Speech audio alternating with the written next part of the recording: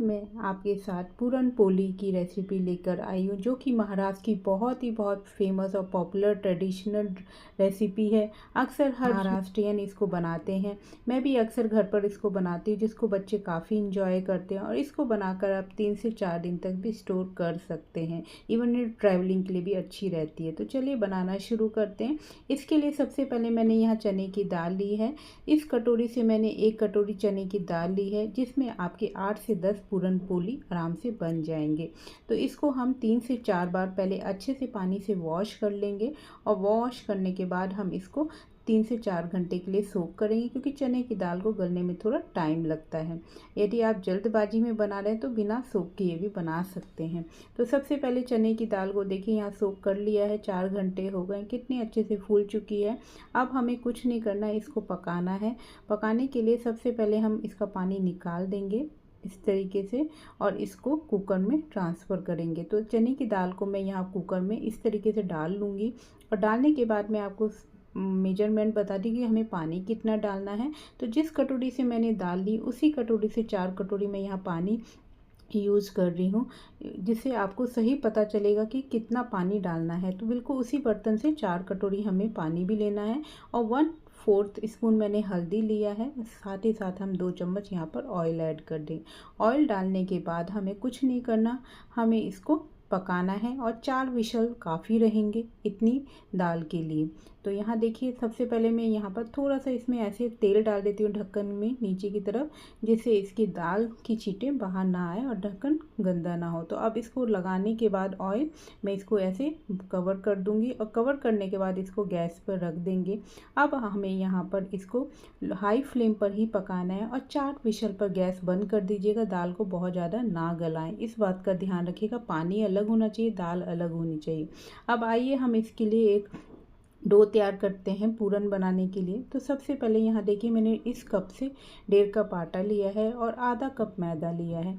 आप चाहें तो पूरा आटे में भी बना सकते हैं, मैदे में भी बनाएं, जैसी आपकी इच्छा है वैसे आप यहाँ पर यूज़ कर सकते हैं। और देखिए यहाँ पर इसका आटा हम बहुत लचीला गूँथेंगे, जैसे कि आपने भी देखा होगा जो भी हम स्टफ़ पराठे बनाते हैं उसका आटा बहुत लचीला होता है। सेम हमें ऐसे ही यहाँ भी करना है। अब देखिए यहाँ पर 1/4 स्पून मैंने हल्दी लिया है, साथ में चुटकी भर नमक मिलाएंगे, जिससे इसका स्वाद और बढ़ जाता है।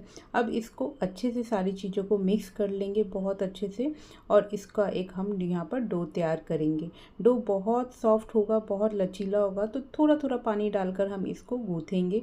गूँथते वक्त ध्यान रखिएगा पानी बहुत ज़्यादा ना हो जाए, धीरे धीरे डालिएगा और अच्छे से हमें इसको मलना है। जितना मलेंगे उतनी ये हमारी मुलायम और चिकनी बनेगी। तो इसको थोड़ा सा हमें टाइम देना है। पूरन पोली में सबसे मेन यही होता है कि आटा बहुत मुलायम होना चाहिए, बहुत लचीला होना चाहिए, तब हमारी बिल्कुल वो फूली फूली मुलायम गुब्बारे जैसी सॉफ्ट बनकर तैयार होती है। तो इसको यहाँ पर हम अच्छे से गूँथ लेंगे इसी तरीके से। और देखिए इसको थोड़ा थोड़ा पानी डालकर मैंने पूरा गूँथ लिया और आपको देखते ही पता चला कि बहुत मुलायम हुआ है आटा। अब इसको कुछ नहीं करना, ऐसे ही इसको मलते रहना 3 से 4 मिनट, जिससे बहुत अच्छे से चिकना हो जाए। और अब देखिए मैं इसको ऐसे मल कर थोड़ा और मुझे लग रहा है कि पानी डाला जा सकता है, तो हल्का सा पानी और इसमें ऐड करके इसको और मल रही हूँ। और इस तरीके से हमें इसको गूँथते रहना है और गूँथने के बाद जब ये बिल्कुल अच्छे से चिकना हो जाएगा तब इसमें हम नेक्स्ट प्रोसेस स्टार्ट करेंगे। तो देखिए आटे को गूँथते मुझे हो गए 4 मिनट इस तरीके से। अब देखिए बिल्कुल चिकना हो गया। अब हमें इसके ऊपर थोड़ा सा ऑयल डालकर इसको और सॉफ्ट और मुलायम बनाना है। तो यहाँ देखिए मैं यहाँ 1.5 चम्मच ऑयल लिया है इस तरीके से, और ऑयल डालने के बाद फिर इसको हल्के से मलेंगे, जिससे अंदर तक इसमें सॉफ्टनेस और आ जाए। और देखिए इस तरीके से हमें सारे को मलना है। और देखिए कितना लचीला आटा आपको देखते ही पता चल रहा होगा। इस तरीके से आप कोई भी यदि स्टफ़ पराठा बनाते तो भी यही प्रोसेस करना होता है, जिससे आपके पराठे स्टफ़ बहुत मुलायम और बहुत अच्छे फूले फूले बनेंगे। मैंने अक्सर सभी वीडियो में अपने स्टफ़ पराठे की में बताया हुआ है, तो इसी प्रोसेस को आप फॉलो करिएगा। अब देखिए आटा बिल्कुल तैयार हो गया है। अब इसे हमें रेस्ट कराना है, तो कुछ नहीं करेंगे, एक बोल लिया और इसमें इस आटे को हम यहाँ पर ट्रांसफ़र कर देंगे। तो ये आटा मैंने यहाँ लिया और इसको हम कवर कर देंगे जिससे आटा बिल्कुल सूखे ना। तो यहाँ पे मैंने इसकी लिड लगाई और इसको हम 1 से 1.5 घंटे के लिए छोड़ देंगे। आइए 4 विशल के बाद मैंने तुरंत गैस बंद कर दिया था। अब ये देखिएगा, दाल में इसी बात का ध्यान देना कि दाल बहुत ज़्यादा नहीं गलानी है, पानी अलग और दाल अलग होनी चाहिए। तो देखिए मैं आपको चेक करके दिखा रही हूँ, पानी अलग आपको दिख रहा है और दाल हमारी बिल्कुल खड़ी खड़ी अलग दिख रही है। अब हाथ से दबाने से भी ये बिल्कुल अच्छे से गल चुकी है। यदि आप तुरंत बनाएंगे, सोखी हुई नहीं है, तो उसमें आपको ज़्यादा विशल देनी पड़ेगी। अब आइए इसका पानी अलग कर लेते हैं, दाल अलग कर लेते हैं। तो यहाँ इसका इस तरीके से हम इसको दाल को अलग कर लेंगे। और ये जो इसका पानी है ना, ये कटाची बनाने के लिए यूज होता है, कटाची आमटी बनाने के लिए बहुत यूज़ होता है, जो कि आज मैं नहीं बना रही, जो कि पूरन पोली के साथ बहुत बहुत अच्छा लगता है। लेकिन मैं किसी और वीडियो में ज़रूर आपके साथ शेयर करूँगी। तो देखिए ये जो पानी है ना, इसको आज तो मैं कटाची नहीं बना रही, तो आप इस पानी को चाहें तो आटा गूँथने में या कोई भी दाल बनाने में या दूसरे तरीके से भी यूज कर सकते हैं। तो आइए सबसे पहले आप यहाँ पर पूरन बनाने के लिए जितना हमने दाल ली थी उतना ही हम यहाँ पर मेजरमेंट रखेंगे। 1:1 का होता है रेशो। तो जितना हमने यहाँ पर दाल ली उतना ही गुड़ का भी यूज करेंगे। तो देखिए गुड़ चाहे तो आप यहाँ पर पाउडर की फॉर्म में ले सकते हैं या गुड़ को बिल्कुल बारीक यहाँ पर कर सकते हैं। तो ये देखिए उसी कटोरी से मैं आपको यहाँ पर दिखा रही हूँ, इसी तरीके से कि जितनी दाल थी उसी कटोरी से मैंने यहाँ पर गुड़ लिया है। अब हमने गैस ऑन किया और ये जो हमने दाल छान कर रखी थी, स्ट्रेन किया था, उसको इसमें डाल देंगे। इस टाइम हम गैस को बिल्कुल स्लो कर देंगे और स्लो करने के बाद हम यहाँ पर पोटैटो मैशर से इसको अच्छे से मैश करेंगे, जिससे जो भी इसमें क्रंच होगा, जो भी इसमें खड़ापन होगा, वो सब यहाँ पर मैश होकर बिल्कुल ये अच्छे से पेस्ट बन जाएगा। तो इस तरीके से देखिए मैं आपको दिखा, और गैस इस टाइम मेरी बिल्कुल स्लो है। तो इस तरीके से हमें इसको बिल्कुल मैश कर लेना है। तो देखिए बहुत अच्छे से गल चुकी है, सोख हो चुकी, तो बहुत आराम से ये गल जाएगी और मैश हो जाएगी। तो देखिए कितने अच्छे से पूरी अच्छे से यहाँ पर मैश हो गई है। अब हमें कुछ नहीं करना है, मैशर को रखते हैं साइड में और इसमें हम यहाँ पर गुड़ को ऐड करते हैं। जो हमने 1 कटोरी गुड़ लिया था वो यहाँ डाल देंगे और ये सब कुछ हम बिल्कुल स्लो फ्लेम पर करेंगे, जिससे ये चीज़ें हमारी जले ना, और अच्छे से इनको पकाएंगे। हमें तब तक पकाना है जब तक ये बिल्कुल सूख ना जाए, इस बात का ध्यान रखिएगा। गुड़ देखिए मेल्ट हो गया है और ये देखिए दाल के साथ बिल्कुल अच्छे से बाइंडिंग हो रही है। और इसको मैं यहाँ पर मीडियम टू लो फ्लेम पर ही पका रही हूँ और इसको ऐसे ही हमें पकाते पकाते 11 से 12 मिनट हो जाएंगे और इतने में ये बहुत अच्छे से यहाँ पर पक जाएगा। देखिए रंग टेक्सचर खुद ही चेंज हो गया। इस तरीके से हमें पकाना है, इस देखिए, और इसको चलाते रहना है साथ साथ में, बिल्कुल छोड़ना नहीं है, नहीं तो ये नीचे से पकड़ लेगा। तो इस तरीके से देखिए अब ये पूरा सूखने वाला, मुश्किल से 1 से 2 मिनट और लगेंगे, बहुत अच्छे से यहाँ पर रेडी हो जाएगा। अब लास्ट में मैंने यहाँ पर किया है थोड़ा सा जायफल, जिसको यहाँ पर हम घिस के डाल देंगे इस तरीके, इससे इसका फ्लेवर बहुत बढ़िया आता है। जायफल ज़रूर डालिएगा, पूरन पोली में ज़रूर पड़ता है, इससे इसका टेस्ट भी बढ़ जाता है। और लास्ट में यहाँ पर थोड़ी सी इलायची मैंने ली है और थोड़ी सी इस तरीके से हम मिलाकर इनको अच्छे से मिक्स कर लेंगे। ये देखिए बहुत सूख गया अच्छे से, बिल्कुल ये रेडी हो चुका है। इस तरीके से पूरन, इस तरीके से हमें सारे को बनाना था। देखिए बिल्कुल रेडी हो गया, मैंने गैस को ऑफ कर दिया। अब हम क्या करते हैं, यहाँ पर महाराष्ट्रियन एक इंस्ट्रूमेंट होता है ब्लैक कलर का, जिससे वो घुमाते हैं और उनका बहुत अच्छे से ग्राइंड हो जाता है। वो चीज़ हमारे पास नहीं है, तो हम यहाँ पर, और वो अक्सर मिलती भी नहीं है, तो महाराष्ट्र में ही अक्सर आपको देखने को मिलेगी, जल्दी इधर उधर नहीं मिलेगी किसी जगह। तो अब देखिए इसको एक स्ट्रेनर में हम छन्नी से बिल्कुल छान लेंगे, जिसमें जो भी इसके चंक्स है ना वो सब हट जाएंगे और बिल्कुल इसका जो बारीक बिल्कुल चिकना जो पार्ट है वो नीचे छन कर आ जाएगा। तो देखिए पूरा छान लिया है। अब मैं हाथ से भी आपको दिखा रही हूँ, देखिए कितने अच्छे से ये बॉल बन रही है। तो इस तरीके से देखिए ड्राई होना चाहिए और इस तरीके से चिकना होना चाहिए। तो देखिए हमारा पूरन बहुत अच्छे से बना है, इसी तरीके से हमें बनाना है।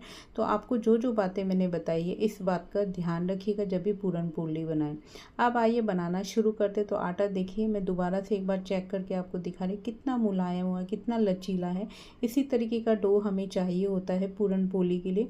आइए अब इसको बनाना शुरू करते। तो सिंपली हमें वही प्रोसेस करना है जैसे हम स्टफ पराठे का करते हैं। तो देखिए डो भी मैंने लगभग उतना ही लिया है और डो लेने के बाद हम इसको इस तरीके से, चाहे तो आप मैदे में, चाहे तो आप सूखा आटा ले लें। उसमें इस तरीके से देखिए पहले हम एक कटोरी सी बना लेंगे और कटोरी बनाते वक्त इस बात का ध्यान रखिएगा, ऊपर वाला हिस्सा हम हाथ से जब करते हैं तो वो खींचिएगा और बीच वाले हिस्से को मोटा ही रखिएगा। अब देखिए जो हमने यहाँ पे पूरन लिया है वो भी मैंने बड़ी बॉल ही ली है, अपने डो से भी ज़्यादा मैंने पूरन लिया है और इसको इसके अंदर बॉल को इस तरीके से रखकर ऊपर से ऐसे हम जैसे स्टफ पराठे को करते बिल्कुल उसी तरीके से करके फिलिंग फिर से इसमें सूखा आटा ऐसे लगा देंगे और लगाने के बाद हम इसको बेलेंगे। बेलने से पहले मेरी आदत है हाथों से ऐसे बड़ा करने की, आप चाहें तो इसके बिना भी ऐसे बना सकते हैं, कोई दिक्कत नहीं है। अब इस तरीके से इसको अच्छा मैंने यहाँ पर बड़ा कर लिया है। अब इसको मैं यहाँ पर ऐसे चकले पे रखूँगी और इसको बेलना शुरू करूँगी। तो देखिए इसको ऐसे मैंने बड़ा किया और हमें बिल्कुल हल्के हाथ से चलाना है, इस बात का ध्यान रखिएगा। बहुत हार्डली नहीं चलाना है, बहुत आराम से चलाना है। और आपको यदि थोड़ी भी दिक्कत हो रही है तो ये आप चकले को घुमाते जाइएगा, आप इसको पूरन पोली को मत घुमाइएगा। तो देखिए कितनी आराम से चिकनी चिकनी गोल गोल बिल्कुल बन रही है। इसी तरीके से हमें बनाना होता है और इसको बनाएंगे ना तो बच्चों को भी अच्छी लगती है। एक्चुअली मेरे बच्चों को तो पसंद आती है क्योंकि मीठी मीठी होती है और इसका टेस्ट गुड़ और जो चने की दाल का है वो बहुत बढ़िया लगता है। तो इस तरीके से देखिए सबसे पहले हमने यहाँ पर, आप इसकी जगह चाहें तो आयरन का तवा ले लीजिए, नॉन स्टिक की पैन ले लीजिए, उसमें से हल्का सा ग्रीस करना है और ग्रीस करने के बाद टिश्यू पेपर से वाइप कर दीजिएगा। और करने के बाद अब हमें यहाँ पर पूरन पोली को डालना है। इस तरीके से हम डालेंगे और जैसे हम पराठे सेकते हैं ठीक उसी तरीके से हमें सेकना है, मीडियम टू लो फ्लेम पर। तो ये देखिए एक तरफ से सेक गई थोड़ी सी तो मैंने इस पर पलट दिया और पलटने के बाद इसे घी में सेक रही हूँ। अक्सर पूरन पोली घी में ही बनाई जाती है तो कोशिश करिएगा घी में ही बनाएं। तो इस तरीके से हमें घी लगाना है और घी लगाकर एक तरफ जब हमने घी लगा दिया तो अब हम इसको दूसरी तरफ पलट कर दूसरी साइड भी इसी तरीके से घी लगाएंगे। तो ये मैं देसी घी में बना रही हूँ, आप कोशिश करिएगा देसी घी में ही बनाएं, इससे इसका स्वाद डबल हो जाता है और ये अक्सर इसी से ही बनाई भी जाती है जैसे मैंने बताया। देखिए कैसे वे गुब्बारे की तरह फूल रही है। इसी तरीके से पूरन पोली बनती है, मुलायम सॉफ्ट और उतनी ही नरम। तो ज़रूर इस तरीके से आप बना सकते हो और आपको भी यकीन नहीं होगा। आप यदि मेरे वीडियो के हिसाब से ट्राई करेंगे ना तो परफेक्टली पहली बार में ही बना लेंगे। तो ज़रूर ट्राई करिएगा। देखिए एक पूरन पोली यहाँ बन भी गई, कितनी अच्छी बनी है। अब देसी घी आप अपनी इच्छा अनुसार इसको कम और ज़्यादा कर सकते हैं, मैंने थोड़ा कम ही किया है क्योंकि हमें ही खाना है। तो एक मैंने बना ली है इस तरीके से और इसको हम ऐसे जाली पे निकाल देंगे जिससे ये अंदर से सौगी ना। अब आइए मैं एक और आपको ऐसे ही दिखा देती हूँ डो कैसे हमें तैयार करना है। तो बिल्कुल वैसे ही जैसे स्टफ पराठे का है बिल्कुल वैसे ही मैंने इसकी यहाँ पर कटोरी बना ली है और उसमें अंदर से मैंने पूरन को रख दिया बॉल बनाकर और इसको ऐसे हाथ की हेल्प से ऐसे ऊपर वाले आटे को ऊपर की तरफ ऐसे करते हुए हमें इसको ऐसे बंद करना है। जब अच्छे से बंद हो जाएगा तो ऊपर का एक्स्ट्रा आटा चाहे तो आप इसे निकाल सकते हैं, चाहे तो इसको उल्टा करके दबा सकते हैं। करने के बाद फिर से मैं वही सूखा आटा इसमें यहाँ पर लगा दूँगी और लगाने के बाद फिर मैं मेरी आदत जो मैंने बताई है इसको बड़ा कर रही हूँ। आप ऐसे ही नॉर्मली चकले पर रख कर इसको बेल सकते हैं। तो देखिए इसको मैं अब यहाँ पर बेल रही हूँ इसी तरीके से। ये देखिए ऐसे ही हमें बेलना है और सॉफ्ट हैंड से बेलना है तो जिससे हमारी ये फटे ना, अंदर से पूरे अच्छे से चारों तरफ फैल भी जाएगा। जो दाल है ना, पूरन है जो हमारा अच्छे से चारों तरफ फैला होगा और बिल्कुल अच्छे से ये सेट हो जाएगा। तो देखिए फिर से मैं उसी तरीके से इसको पैन पे डाल दिया है और डालने के बाद एक साइड जब थोड़ा सा सिक जाता है पलट देंगे और फिर से इसमें घी लगाएंगे। तो देखिए इस तरीके से आप बनाइए, आपको बहुत पसंद आएगी। महाराष्ट्रियन कहने को है लेकिन हम, आपको याद हो, हम नॉर्थ इंडियन भी इसी तरीके से दाल के पराठे बनाते हैं, बस हम इसको नमकीन बनाते हैं, इन लोगों का मीठा बनता है। तो ये रेसिपी कोई डिफरेंट नहीं है, बिल्कुल हमारे जैसी ही है। तो देखिए दूसरी पूरन पोली भी बनकर यहाँ पर तैयार हो गई। तो ज़रूर ट्राई करिएगा। इसको चाहे तो आप दूध से खाइए, देसी घी से खाइए, चाहे तो इसे कटाची आमटी से खाइए, खाने में बहुत अच्छी लगती है। तो देखिए इस तरीके से मैंने सारी पूरन पोली बना ली है। अब आइए मैं आपको दिखाती हूँ इसकी सॉफ्टनेस, कितनी ये सॉफ्ट बनी है, मुलायम बनी है। आपको देखते ही पता चल रहा होगा कितने पतले पतले मैंने ये बनाए हैं।